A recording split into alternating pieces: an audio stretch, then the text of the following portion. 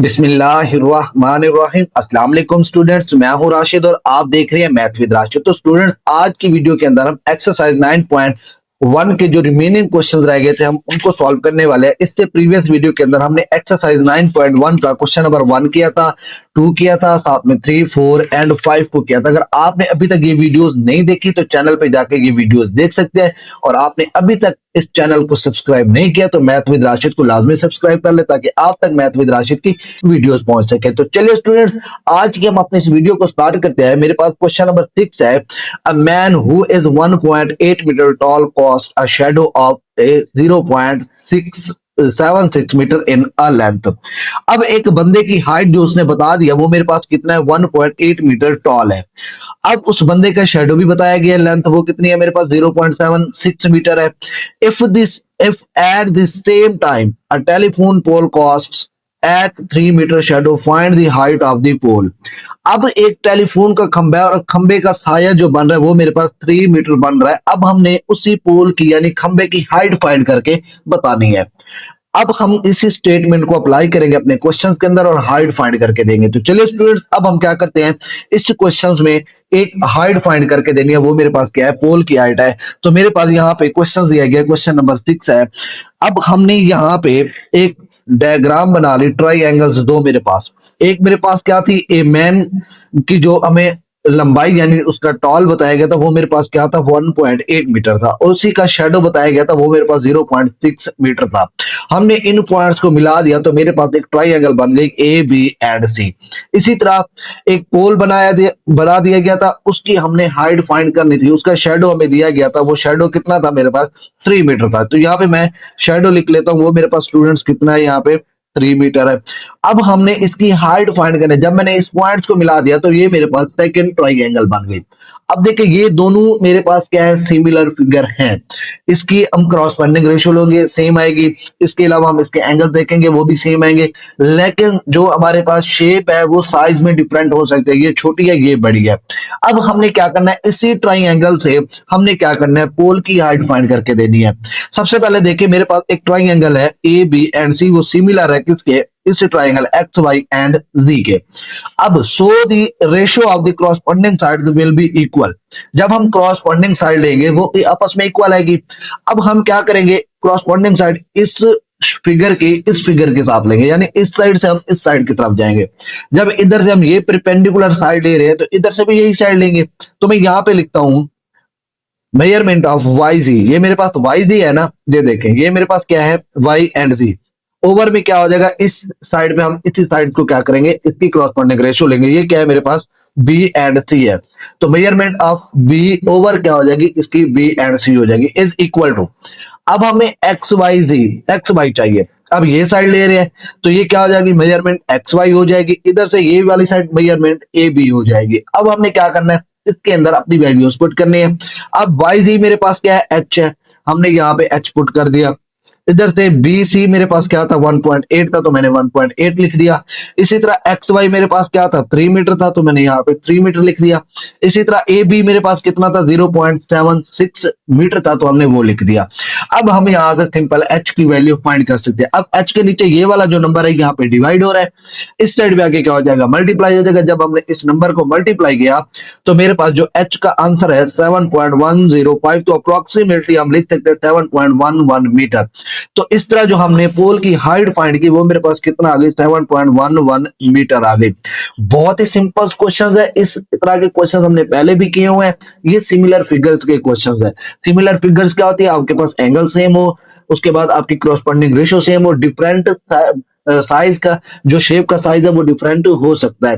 तो इस तरह हमने क्वेश्चन नंबर 6 को कंप्लीट किया, पोल की हाइट फाइंड करके दी, वो मेरे पास कितनी आई, 7.11 मीटर आई। आई होप आपको क्वेश्चन नंबर 6 की समझ आ जाएगी। अब हम अपना क्वेश्चन नंबर 7 करते हैं जी। तो स्टूडेंट मेरे पास क्वेश्चन नंबर 7 है, find the value of x y and z in the given figure.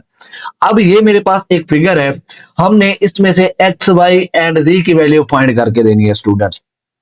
अब यहां पे देखे तो मेरे पास ये तीन ट्राइंगल्स बन रही हैं। एक मेरे पास ए सी एंड डी बन रही है, एक मेरे पास ए बी एंड सी बन रही है, एक मेरे पास ए बी एंड डी, ये बड़ी ट्राइंगल्स बन रही है। अब हमने क्या करना है, बारी बारी इन ट्राइंगल्स को लेना है और इसको सॉल्व करना है। सबसे पहले मैं पहली ट्राइंगल्स को लेता हूं। मेरे पास क्या है, ए सी एंड डी। ये देखें मैंने ये ट्राइंगल ली ए सी एंड डी। अब मेरे पास ए डी दिया गया है, वो मेरे पास कितना है स्टूडेंट्स, वो मेरे पास ए डी 10 सेंटीमीटर है। इसी तरह ए सी मेरे पास वाई है और डी सी मेरे पास क्या है 6 सेंटीमीटर है। जब दो साइड्स आपको गिवन हो तो तीसरी साइड फाइंड करने के लिए हम यूजिंग पाइथागोरस थ्योरम लगाते हैं, उसकी मदद से हम क्या करते हैं, अपनी y की वैल्यू फाइंड करते हैं। अब यहाँ पे देखें तो इस शेप का जो एंगल बन रहा है वो यहाँ पे बन रहा है राइट ट्रायंगल, तो मेरे पास हाइपोटेनियस सामने होगा ना एंगल के। जब भी आप पाइथागोरस थ्योरम ले रहे होता ना, हाइपोटेनियस मेन होता है, बेस और परपेंडिकुलर आगे पीछे हो जाए मसला नहीं होता। तो इसका जो हाइपोटेनियस बन रहा है वो मेरे पास क्या बन रहा है, ए डी बन रहा है। तो यहाँ पे मैंने क्या लिखा, measurement hypotenuse is equal to base का स्क्वायर प्लस परपेंडिकुलर का स्क्वायर। अब हाइपोटेनियस मेरे पास क्या है, ए और डी है, तो यहाँ पे मैंने लिख दिया मेजरमेंट ऑफ ए डी। अब जो मेरे पास बेस आ रही थी वो मेजरमेंट ऑफ ए सी आ रही थी, यहाँ पे मैंने ए सी लिख दी, और जो परपेंडिकुलर है वो मेरे पास क्या है, डी सी है, तो यहाँ पे मैंने डी सी सी डी लिख दिया। डी सी लिख दो या सी डी, आपकी मर्जी है। अब हमने हाइपोटेनियस की वैल्यू निकाली थी ए डी की, वो मेरे पास 10 थी, तो 10 का स्क्वायर हो जाएगा। इसी तरह ए सी वाई था तो वाई का स्क्वायर हो जाएगा। सी डी मेरे पास क्या था 6, तो 6 का स्क्वायर हो जाएगा। अब 10 का स्क्वायर मेरे पास 100 आ गया, ये y का स्क्वायर हो जाएगा, प्लस का 36 हो जाएगा जब 6 का स्क्वायर लेंगे। अब ये 36 इस साइड पे आके नेगेटिव हो जाएगा, तो y का आंसर मेरे पास y स्क्वायर का आंसर क्या आ गया 64 आ गया। Taking square root on both side, तो यहां हमने क्या लिया, taking square root on both side, square root on both side. तो मेरे पास जो y का आंसर आ गया वो कितना आ गया, 8 सेंटीमीटर आ गया। तो यहां से हमने y निकाल लिया, y मेरे पास कितना आ गया स्टूडेंट्स, 8 सेंटीमीटर आ गया। अब हमने क्या करना है, दूसरी ट्रायंगल को लेना है ए बी एंड सी को, उसको सॉल्व करना है और उसमें से भी हमने कुछ ना कुछ फाइंड करके z और एक्स की वैल्यू निकालनी है। अब यहाँ पे देखें तो मैंने यहाँ पे angle A B C, triangle A B C ली हुई है। अब ए बी सी मेरे पास क्या है स्टूडेंट्स, ये है ए बी एंड सी। अब इसका मेरे पास जो एंगल बन रहा है राइट एंगल यहाँ पे बन रहा है, तो ए बी मेरे पास क्या होगा, हाइपोटेनियस होगा। अब यहाँ पे देखें y तो दिया गया है ए सी, वो मेरे पास कितना है 8 सेंटीमीटर, यहाँ पे मैंने लिख दिया। तो यूजिंग पाइथागोरस हाइपोटेनियस का square is equal to base का स्क्वायर प्लस परपेंडिकुलर का स्क्वायर हो जाएगा। अब बेस मेरे पास कितने है, ए बी का स्क्वायर, उसके बाद मेरे पास जो परपेंडिकुलर है वो मेरे पास क्या हो जाएगी, बेस मेरे पास क्या है, मेरे पास स्टूडेंट यहाँ पे ए सी है, तो मैंने यहाँ पे ए सी को बेस ले लिया, परपेंडिकुलर को बी सी ले लिया। तो यहाँ पे मैंने वैल्यूज पुट की, जो मेरे पास ए बी दिया गया था वो कितना था, जेड था, तो यहाँ पे मैंने क्या पुट कर दिया, हाइपोटेनियस की जगह जेड। इसी तरह मेरे पास ए सी कितना दिया गया स्टूडेंट्स, यहाँ पे देखें ए सी हमने निकाला था वाई, वो मेरे पास कितना था 8 सेंटीमीटर था, तो यहाँ पे हमने 8 की वैल्यू पुट कर दी। इसी तरह बी सी देखें तो वो मेरे पास एक्स था, तो यहाँ हमने एक्स पुट कर दिया। तो मेरे पास ये इक्वेशन बन जाएगी, जेड का स्क्वायर इज इक्वल टू 8 का स्क्वायर मेरे पास कितना हो जाएगा 64, तो एक्स का स्क्वायर मेरे पास क्या हो जाएगा एक्स स्क्वायर। इसको मैंने नाम दे दिया इक्वेशन नंबर 2 का। अब हमने फाइंड करनी है बड़ी वाली ट्रायंगल। बड़ी ट्रायंगल मेरे पास कौन सी है, ए बी एंड डी। तो यहां पे मैंने लिख लिया A B D. Using Pythagoras हमने लगाना है hypotenuse is equal to base plus perpendicular. अब यहां पे तो मुझे ये राइट एंगल दिया गया, राइट एंगल 90 का होता है, तो इसके सामने वाली ये मेरे पास हाइपोटेनियस होगी। अब हाइपोटेनियस देखिए 6 प्लस एक्स है, 2 आ रही है इसकी वैल्यू, तो मैंने यहाँ पे लिख दिया, ये देखें मेरे पास ए बी दिया गया जी है, ए डी भी दिया गया वो 10 है, मेजरमेंट ऑफ बी डी भी दिया गया वो एक्स प्लस 6 सेंटीमीटर हमने यहां से निकाल ली। ए बी मेरे पास कितना है, जेड है, उसके अलावा ए डी मेरे पास 10 है और बी डी मेरे पास कितना है 6 प्लस एक्स है। तो हमने वो वैल्यूज यहाँ पे लिख के इस इक्वेशन के अंदर, इस पाइथागोरस थ्योरम के अंदर पुट की। अब पुट करने के बाद इसका हमने स्क्वायर खोलना है। अब एक्स का स्क्वायर हो जाएगा प्लस 6 का स्क्वायर 36 हो जाएगा, फार्मूले वाला 2ab, तो 2ab की जगह हम क्या पुट करेंगे, ये वैल्यू पुट करेंगे, तो मेरे पास क्या आ जाएगा आंसर 12x आ जाएगा इज इक्वल टू जेड का स्क्वायर प्लस 10 का स्क्वायर मेरे पास 100 हो जाएगा। अब यहाँ पे देखिए स्टूडेंट्स, ये एक्स स्क्वायर प्लस का 12x, ये 36 था, ये मेरे पास 100 है, ये मेरे पास क्या आ गया 36 कहाँ से, ये मेरे पास जेड स्क्वायर की हमने यहाँ पे वैल्यूज पुट की। अब जेड स्क्वायर की वैल्यू हमने कहाँ से ली, ये देखें, हमने जिसको इक्वेशन नंबर 2 का नाम दे दिया था। अब इसके अंदर हमने Z2 की वैल्यू पुट कर दी, जेड स्क्वायर की। तो जेड स्क्वायर की जब वैल्यू पुट की वो मेरे पास कितनी थी, 64 प्लस एक्स स्क्वायर। अब 64 को इसमें ऐड कर देंगे तो मेरे पास क्या हो जाएगा, 164। ये एक्स इस साइड पे आ जाएगा तो नेगेटिव हो जाएगा, ये 36 इस साइड पे आ गया तो नेगेटिव हो गया। अब ये एक्स से एक्स कैंसिल हो जाएगा, यहाँ पे बाकी 12x बचेगा, यहाँ पे बाकी 128 बचेगा। अब ये 12 यहाँ पे मल्टीप्लाई हो रहा है, इस साइड पे आके डिवाइड हो जाएगा तो मेरे पास आंसर क्या आ जाएगा इसका, 32/3। लेकिन आपकी बुक के अंदर जो आंसर दिया गया वो मिक्स्ड फ्रैक्शन के अंदर दिया गया, तो हमने यहाँ पे मिक्स्ड फ्रैक्शन में लिख दिया। जब डिवाइड किया तो जो कंप्लीट नंबर होता है हम उससे पहले लिखते हैं, नीचे वाले को उसके ऊपर, और जो डिवाइड हो रहा है उसे नीचे लिख देते हैं। तो ये मेरे पास एक्स की वैल्यू आ गई। अब इसी एक्स की वैल्यू को 32/3 को हम इस इक्वेशन के अंदर पुट करके जेड की वैल्यू ले लेंगे। अब पुट इन इक्वेशन नंबर 2, तो जेड स्क्वायर क्या था, 64 प्लस एक्स स्क्वायर था, एक्स स्क्वायर की जगह हमने पुट कर दिया 32/3। जब 32 का स्क्वायर लिया तो मेरे पास 1024 आया, 3 का स्क्वायर मेरे पास 9 आया। जब एलसीएम लिया तो मेरे पास ये वैल्यू आई 1600/9। 1600 कंप्लीट स्क्वायर होता है किसका, 14 का, 9 कंप्लीट स्क्वायर होता है 3 का। हमने क्या लिया, टेकिंग स्क्वायर रूट लिया ताकि z का स्क्वायर खत्म हो जाए। तो z की वैल्यू आ गई 14/3।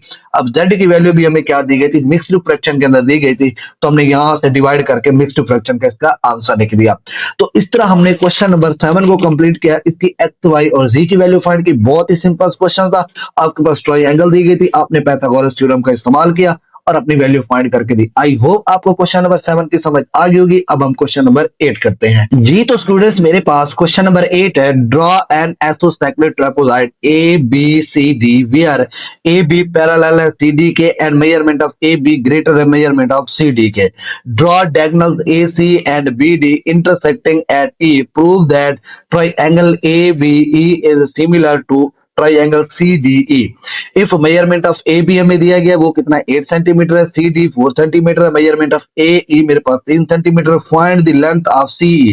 हमने CE की लेंथ फाइंड करके देनी है। अब इस क्वेश्चन के अंदर 3 चीजें पूछे। सबसे पहले यहां तक हम क्या करेंगे, अपनी आइसोसेलेस ट्रापेजॉइड को ड्रॉ करेंगे। उसके बाद नेक्स्ट स्टेप के अंदर पूछ रहे यहां से लेके यहां तक कि जो ये दो ट्राइंगल्स है ABE एंड CDE ये आपस में सिमिलर है या नहीं है वो प्रूव करके दो। उसके बाद थर्ड स्टेप के अंदर हमसे लेंथ पूछ रहा है CE की, वो हमने लेंथ फाइंड करके देनी है।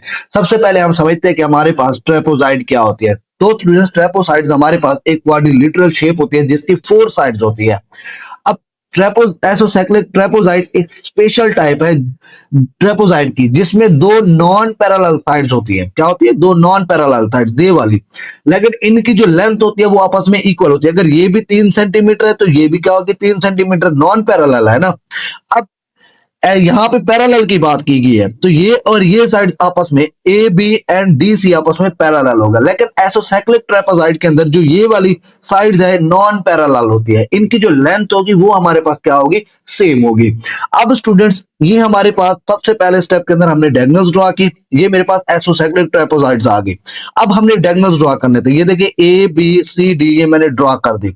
अब डायगोनल्स ड्रॉ करना है AC। डायगोनल्स क्या होते हैं, जो यहाँ पे इंटरसेक्ट करो, ये लाइंस, ये वाली। मैंने यहां से एक लाइन यहाँ पे ड्रॉ की, एक लाइन यहां से लेके यहां तक ड्रॉ की, और जिस पॉइंट पे ये इंटरसेक्ट कर रहे थे उस पॉइंट को नाम दे दिया AE का। हमने एक डायगोनल ड्रॉ की AC, दूसरी ड्रॉ की BD। ये AC और ये BD, और जो इंटरसेक्टिंग पॉइंट था वो E, यहाँ पे हमने वो भी ड्रॉ कर दिया। तो इस तरह हमारा पार्ट 1 कंप्लीट होता है। पार्ट 2 के अंदर हम देखते हैं प्रूव दैट ABE। अब ABE एक ट्राइंगल ये बन रही है, इज सिमिलर टू ट्राइंगल मेरे पास CE एंड D। दूसरी ट्राइंगल ये बन रहे, क्या ये आपस में सिमिलर है या नहीं है, हमने वो प्रूव करना है। अब स्टूडेंट्स हमने इसको प्रूव करने के लिए क्या लेना है, कॉरस्पॉन्डिंग एंगल्स लेने हैं। अब यहां पे आ जाओ तो मैंने स्टेप बनाया हुआ है। ये मेरे पास सिमिलर ट्राइंगल्स है ABE and similar to CDE। अब AB पैरेलल है किसके, ये AB पैरेलल है किसके, CD के। The diagonals AC and BD intersecting at E।